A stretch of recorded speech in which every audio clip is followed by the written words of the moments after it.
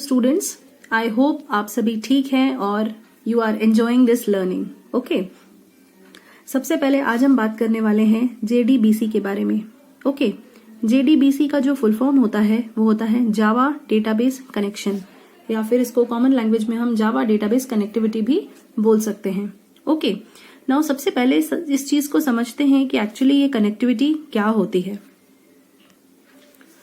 Connectivity को समझने के लिए पहले अपन एक छोटा सा एग्जाम्पल ले लेते हैं। सपोज मेरे पास ये एक फॉर्म है जिसमें स्टूडेंट का रिकॉर्ड है। स्टूडेंट की 3 इन्फॉर्मेशन हमें चाहिए, नेम, क्लास और सब्जेक्ट। ये इन्फॉर्मेशन मैं फेच करना चाह रही हूँ। जब मैं इस बटन पे क्लिक करूंगी तो यहाँ पे मुझे ये इन्फॉर्मेशन आएगी, स्टूडेंट की इन्फॉर्मेशन आ जाएगी। अब ये इन्फॉर्मेशन कहाँ से आएगी? ये इन्फॉर्मेशन किसी जगह पे स्टोर होगी, आपके डेटाबेस के अंदर स्टोर होगी, तभी यहाँ पे आएगी आपके पास, राइट? तो इसीलिए हमको पता है कि जब भी हम कोई इन्फॉर्मेशन स्टोर करते हैं तो स्टोर हम डेटाबेस के अंदर करते हैं। ओके, तो ये होता है हमारा फ्रंट एंड। ओके, जो भी आपकी एप्लीकेशन है ये होता है जीयूआई बेस्ड। इसको हम बोल सकते हैं ये हमारा क्या है, फ्रंट एंड। ओके, और ये यूजुअली अपन फ्रंट एंड में काम किस लैंग्वेज में कर रहे हैं? जावा के अंदर। ओके, जावा को ही यूज करके अपन ये फ्रंट एंड क्रिएट करते हैं, राइट? अब ये जो है हमारा, ये है हमारा बैक एंड, यानी कि हमारा डेटाबेस। बेसिकली ये हमारा है डेटाबेस। ओके, और ये हम किस में काम कर रहे हैं? माई एसक्यूएल के अंदर। My SQL database upon use करते हैं। ओके, नाउ अब मुझे यहाँ पे ये जो रिकॉर्ड है ये फेच करना है इन्फॉर्मेशन, और ये उठ करके कहाँ से आ रही है? डेटाबेस में से। अगर आपके पास डेटाबेस नहीं होगा तो ये इन्फॉर्मेशन नहीं आएगी आपके पास। ओके, तो इन दोनों के बीच में क्या है? कुछ ना कुछ कनेक्शन है। ऑब्वियसली इनके बीच में कोई कनेक्शन है, यानी ये क्या है? इंटरफेस। ओके, तो हम ये कह सकते हैं ये है आपका जावा और ये है आपका एसक्यूएल। इन दोनों के बीच में कनेक्शन है, राइट? तो इसी चीज को बोलते हैं जावा डेटाबेस कनेक्शन। इस डेटाबेस के साथ कनेक्शन है। ओके, तो इसी चीज को हम बोल रहे हैं जावा डेटाबेस कनेक्शन और जावा डेटाबेस कनेक्टिविटी। ओके, तो ये जो जावा डेटाबेस कनेक्टिविटी है, बेसिकली इसका काम क्या है, या जावा डेटाबेस कनेक्शन का काम क्या है? ये सबसे पहले कनेक्शन एस्टैब्लिश करता है डेटाबेस के साथ। ओके, तो हम फर्स्ट पॉइंट क्या बोलेंगे? ये क्या करता है? Establishes the connection with the database. Establishes connection with database. Okay, database के साथ कनेक्शन एस्टैब्लिश करता है। सेकंड, ये क्या करता है? एसक्यूएल स्टेटमेंट भेजता है। ओके, जो भी हमारा डेटाबेस है वो क्या समझता है? Structured query language. ओके, तो ये क्या करता है? एसक्यूएल स्टेटमेंट्स को भेजता है डेटाबेस सर्वर के पास। Okay, so sends SQL statements to database server.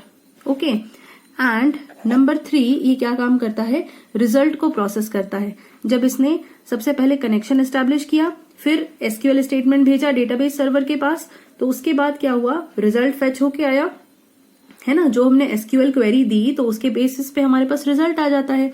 तो अब यहाँ पे क्या हुआ? इस रिजल्ट को उसने प्रोसेस किया, तो processes the result obtained. Okay, तो बेसिकली हम इसी चीज को बोलते हैं जावा डेटाबेस कनेक्टिविटी। नाउ ये जो कनेक्टिविटी है इसको एस्टैब्लिश करने के लिए हमारे पास कुछ स्टेप्स हैं। ओके, तो देयर आर 6 to 7 स्टेप्स जिसको हमको समझना है। As I already told you, we have to do और we have to follow just 6 steps to make the connection with MySQL and Java. Okay, now the steps for connecting MySQL with Java. सबसे पहला जो step है वो क्या है? Import the packages. Okay, तो आपको सबसे पहला क्या काम करना है? आपको पैकेजेस को इम्पोर्ट करना है। Then load and register the JDBC driver. जो जेडीबीसी ड्राइवर है, जावा डेटाबेस कनेक्टिविटी ड्राइवर, उसको हमको लोड करना है और रजिस्टर करना है। देन नंबर 3 है ओपन द कनेक्शन। हमें डेटाबेस के साथ कनेक्शन ओपन करना है और स्टेटमेंट क्रिएट करना है। Okay, 4th step, execute a query. 4th step में हमको क्या करना है? क्वेरी को एग्जीक्यूट करना है। जो हमारी एसक्यूएल क्वेरी होगी वो यूज होगी इसके अंदर। Okay, and the 5th step is get the result. जो भी हम एग्जीक्यूट करेंगे क्वेरी, उस हिसाब से हमारे पास रिजल्ट आ जाएगा, तो हम उस रिजल्ट को क्या करेंगे? अपने रिजल्ट को एक्सट्रैक्ट करेंगे रिजल्ट सेट के अंदर। ओके, देन आखिरी में क्या करना है, हमको क्लोज करना है कनेक्शन को और क्लीन अप करना है एनवायरनमेंट को। दोनों का मतलब एक ही है। अगर आपने कोई कनेक्शन ओपन किया है, मतलब जैसे कि आपको बताया फ्रंट एंड को बैक एंड के साथ कनेक्ट करने के लिए कनेक्शन करना पड़ेगा, तो जब हमारा काम हो जाएगा, जब हमने रिजल्ट एग्जीक्यूट करवा लिया, तो उसके बाद हम इस कनेक्शन को क्लोज कर देंगे।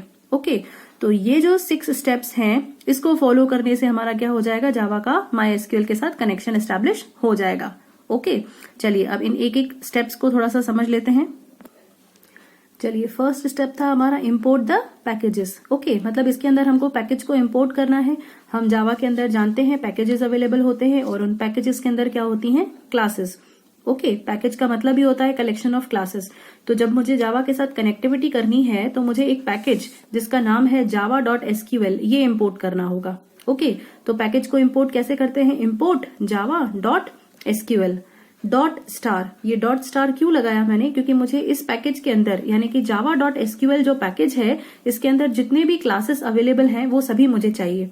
ओके, तो ये जो पैकेज है इसके अंदर 4 प्रकार की क्लासेस अवेलेबल होती हैं जो हमको यूज में आती हैं। कौन सी, सबसे पहला है कनेक्शन क्लास, दूसरा है ड्राइवर मैनेजर क्लास, तीसरा है रिजल्ट सेट और चौथा है स्टेटमेंट। ये चारों क्लासेस की हमें रिक्वायरमेंट होती है जब आप जावा की कनेक्टिविटी करते हैं। ओके, तो या तो मेरे पास एक तरीका है कि मैं चारों क्लासेस को अलग अलग इंपोर्ट करूं, जैसे मैंने लिख दिया इंपोर्ट java.sql.connection। ये कनेक्शन क्लास है मेरी जो कि SQL पैकेज java.sql पैकेज के अंदर अवेलेबल है। ओके, तो इस तरीके से ये चारों क्लासेस को या तो मैं अलग अलग से इंपोर्ट करूं या फिर मैं इस पैकेज के अंदर जितनी भी क्लासेस हैं उन सभी को एक साथ इंपोर्ट करूं। तब मैं क्या करूंगी, अगर एक साथ इंपोर्ट करना है तो मैंने ये लाइन लिख दिया इंपोर्ट java.sql.star। स्टार का मतलब ये सभी क्लासेस एक साथ इंपोर्ट हो जाएंगी। ओके, तो ये आप या तो ये चारों क्लासेस लिखें या तो ये वाला लाइन लिखें, एक ही बात है। ओके, नेक्स्ट स्टेप है load and register the driver, है ना। सेकंड स्टेप था हमारा JDBC ड्राइवर को लोड करना है। ओके, तो हम जानते हैं जावा के लिए, MySQL के लिए जो हमारे पास ड्राइवर अवेलेबल होता है वो कौन सा होता है, con.mysql.jdbc.driver। ओके, ये जो ड्राइवर है ये हमारे पास अवेलेबल है। अब इस ड्राइवर को मुझे इंक्लूड करना है। ओके, तो मैं ये ड्राइवर को इंक्लूड करने के लिए एक फॉरनेम नाम का फंक्शन यूज करूंगी। ओके, ये जो फंक्शन है ये किसका फंक्शन है, एक क्लास है। जावा लैंग्वेजेस में एक क्लास अवेलेबल होती है जिसका नाम ही क्लास होता है। ओके, तो मैं इस क्लास की मदद से इस फंक्शन को कॉल कर रही हूँ और इस फंक्शन के अंदर मैं किस चीज को पास कर रही हूँ, इस ड्राइवर को पास कर रही हूँ। ओके, तो ये ड्राइवर क्या है, con.mysql.jdbc ड्राइवर, क्योंकि मुझे MySQL के साथ कनेक्टिविटी करना है तो मैं MySQL का ड्राइवर यूज करूंगी। ओके, अब ये लाइन लिखने के पहले हम जानते हैं कि हर एक क्लास जो भी हम बनाते हैं वहां पे एक मेन फंक्शन जरूर होता है, तो ये हम कहाँ लिखेंगे, मेन फंक्शन के अंदर। Okay, public static void main string args, यहाँ पर अपन को ये स्टार्ट करना है। ओके, चलिए स्टेप नंबर 3 था, अभी हमको कनेक्शन एस्टैब्लिश करना है। ओके, तो यहाँ पर हम ऑब्जेक्ट क्रिएट करेंगे कनेक्शन क्लास का, connection con which is equal to driver manager dot get connection. ये जो मेथड है हमको यूज करना पड़ेगा, यहाँ पे गेट कनेक्शन मेथड का हमको यूज करना पड़ता है। ओके, तो मैंने क्या लिख दिया, get driver manager dot get connection, और यहाँ पर 3 वैल्यूज जो हैं हमको पास करनी होती हैं। ये 3 वैल्यूज किसकी होंगी, हमारे SQL की, उसका URL यानी कि लोकेशन, यूजर नेम और पासवर्ड। ओके, तो ये तीनों चीजें हमको पास करनी होती हैं इस कॉन ऑब्जेक्ट के अंदर, लेकिन किसकी मदद से, driver manager dot get connection method की मदद से। ओके, तो इस तरह से हमारा कनेक्शन क्या हो जाएगा, ओपन हो जाएगा, राइट। इसी स्टेप के अंदर हमको क्या था, एक स्टेटमेंट क्रिएट करना था। ओके, तो ये जो हमने ऑब्जेक्ट क्रिएट किया कॉन, इसी की मदद से हम स्टेटमेंट क्रिएट कर लेंगे। ओके, तो हमने अगेन यहाँ पे क्लास यूज कर ली, स्टेटमेंट ST, ये इंटरफेस ले लिया और इसको अपन ने यहाँ यूज कर लिया cone dot create statement. Okay, तो ये हमारा क्या हो गया, स्टेटमेंट क्रिएट हो गया यहाँ पे। तो हमारा ये जो स्टेप है, ये हमारा स्टेप क्या बोलता है, हमको क्वेरी को एग्जीक्यूट करना है। ओके, तो अब ये जो क्वेरी है हम कैसे एग्जीक्यूट करेंगे, इस स्टेटमेंट ऑब्जेक्ट की मदद से, ये जो हमने ST क्रिएट किया इसकी मदद से। ओके, तो अपन ने क्या लिख दिया, ST डॉट एग्जीक्यूट क्वेरी। अब हमारी क्वेरी क्या होगी भाई, हमें जो रिजल्ट चाहिए वो कहाँ से चाहिए, स्टूडेंट टेबल में से। हमें जो भी रिकॉर्ड चाहिए था, अपन ने देख लिया था स्टार्टिंग में कि स्टूडेंट टेबल में से हमें रिकॉर्ड चाहिए थे। ओके, तो हम क्या लिखेंगे, सिलेक्ट स्टार फ्रॉम स्टूडेंट। ये हो गई हमारी क्वेरी, और इसी क्वेरी को हमको एग्जीक्यूट करना है इस स्टेटमेंट के ऑब्जेक्ट की मदद से। ओके, तो हमने लिख दिया ST डॉट एग्जीक्यूट क्वेरी और यहाँ क्वेरी डाल दी। अब यहाँ पर क्या होगा, लेफ्ट हैंड साइड में हमें रिजल्ट सेट के अंदर ये चीज चाहिए। ओके, हमने रिजल्ट सेट का ऑब्जेक्ट बनाया हुआ है।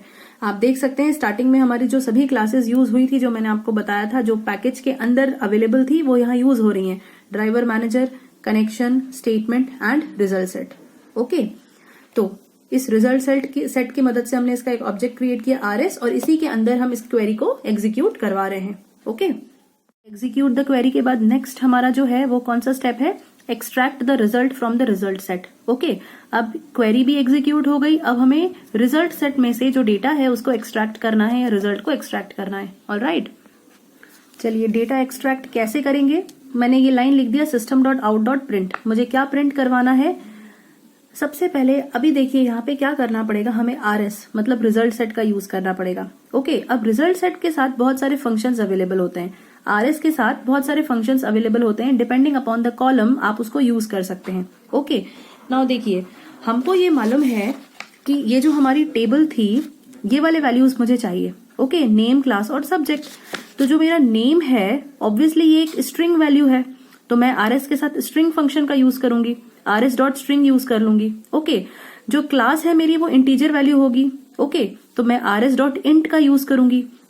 सब्जेक्ट जो होगा अगेन वो एक स्ट्रिंग है, नेम कुछ स्ट्रिंग है, क्लास इंटीजर है, लेकिन सब्जेक्ट फिर से एक स्ट्रिंग है। ओके, तो जो हमारा RS है दैट मीन्स जो ऑब्जेक्ट बनाया है रिजल्ट सेट क्लास का, ओके, उसके साथ आप यूज करोगे get string function, get int function, get float, get decimal, जो भी आपको समझ में आ रहा है, जो भी आपका डेटा टाइप है उसके हिसाब से आप उसको यूज कर सकते हो। ओके, तो मैं कौन सा यूज कर रही हूं? जैसे कि मैंने आपको बता दिया कि जो मेरा फर्स्ट वाला कॉलम है यानी कि ये वाला, ये मुझे एक स्ट्रिंग वैल्यू प्रोवाइड करेगा, तो मुझे इसके लिए यूज करना पड़ा RS डॉट गेट स्ट्रिंग। और ये है कॉलम का नंबर, ये जो 1 लिखा है ये कॉलम का नंबर है। हमें मालूम है ये वाला जो टेबल है इसके अंदर ये कॉलम नंबर 1 है, ये कॉलम 1, ये कॉलम 2 और ये कॉलम 3। तो उस हिसाब से अपन ने क्या लिख दिया, RS dot gate string 1 plus quotes लगाना है, फिर RS dot gate int, second वाला जो वैल्यू है हमारा इंटीजर वैल्यू है, तो गेट इंट फंक्शन, ये सेकेंड कॉलम हो गया, प्लस इस तरह से जितने भी आपके कॉलम से आप दे सकते हैं। ओके, और थर्ड नंबर मैंने क्या दिया, RS डॉट गेट स्ट्रिंग, क्योंकि सब्जेक्ट भी मेरा स्ट्रिंग है, इसको बंद कर दिया। ओके, नाउ ये जो अपन ने क्वेरी लिखी, ये जो लाइन लिखी system dot out dot print, ये फंक्शन अपन ने लिखा, इसके पहले हमको क्या करना है, RS डॉट नेक्स्ट का यूज करना है। RS डॉट नेक्स्ट एक फंक्शन है, इसके आगे मैं लूप का यूज करूंगी, वाइल लूप का। ये लूप का यूज क्यों किया हमने? सपोज ये देखिए ये आपके पास वैल्यूज हैं। ओके, ये नेम है, ये क्लास है और ये सब्जेक्ट है। ओके, सपोज ये X किसी स्टूडेंट का नेम है और ये क्लास 12th में पढ़ता है और IP उसका सब्जेक्ट है। ओके, देन Y किसी स्टूडेंट का नाम है, ये 11th क्लास में है और इसका इकोनॉमिक्स इसका सब्जेक्ट है। ओके, तो ये क्या देखेगा, काउंटर, ये फर्स्ट वैल्यू, ये सेकंड वैल्यू। हमको क्या चाहिए, हमको पूरी वैल्यूज चाहिए। इस टेबल के अंदर जितने भी वैल्यूज आ रहे हैं वो सभी वैल्यूज चाहिए, तो यानी कि जितने भी वैल्यूज इस पर्टिकुलर टेबल के अंदर होंगी अवेलेबल, ओके, यानी इसका काउंटर चेंज करेगा। ये जो वाइल है ये क्या करेगा, रिजल्ट सेट का काउंटर चेंज करेगा। रिजल्ट सेट की फर्स्ट वैल्यू देगा, फिर dot next value, then next value, then next value, और ये डॉट नेक्स्ट कब तक करेगा, जब तक कि इसकी आखिरी वैल्यू प्रिंट नहीं हो जाती।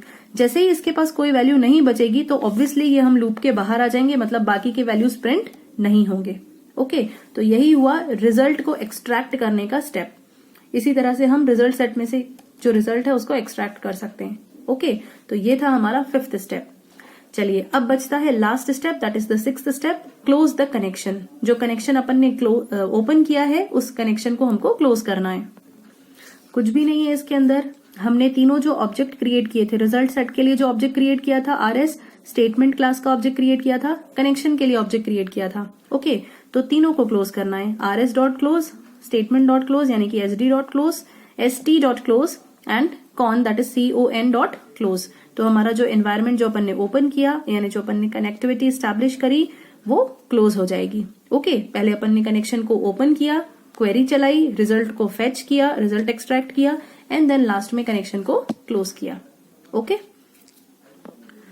तो बेसिकली यही थे हमारे 6 points for the connection of Java and MySQL। Okay, एक बार फटाफट देख लेते हैं। हमने सबसे पहले पैकेजेस को इंपोर्ट किया, हम जानते हैं कैसे पैकेजेस को इंपोर्ट किया, java.sql.star। ओके, तो सारे पैकेजेस क्या हो गए थे, इंपोर्ट हो गए थे। Okay, then load and register, JDBC driver को रजिस्टर किया था और लोड किया था। ओके, देन कनेक्शन को ओपन किया था कनेक्शन क्लास की मदद से, क्वेरी को एग्जीक्यूट किया, रिजल्ट को एक्सट्रैक्ट किया और आखिरी में कनेक्शन को क्लोज किया। I hope this is clear.